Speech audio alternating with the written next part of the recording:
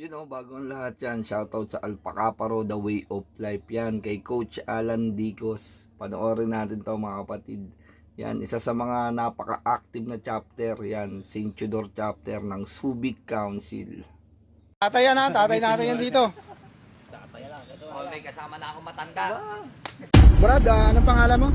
Ronald Robles, Kailan ka nag-survive? April 9, 1996, Ang tagal na Brad, at may edad ka na, ilang taong ka na? 51. Sa edad mong 51 from 1996 survive, matagal kang hindi naging aktibo. Tama ba? Opo, Brad. Bakit ano naisipan mo ulit, babalik ka uli sa kapatid ng Alpacaparo? Kasi nasa puso ko ang Alpacaparo mula pa noon na nag-asawa ako rito.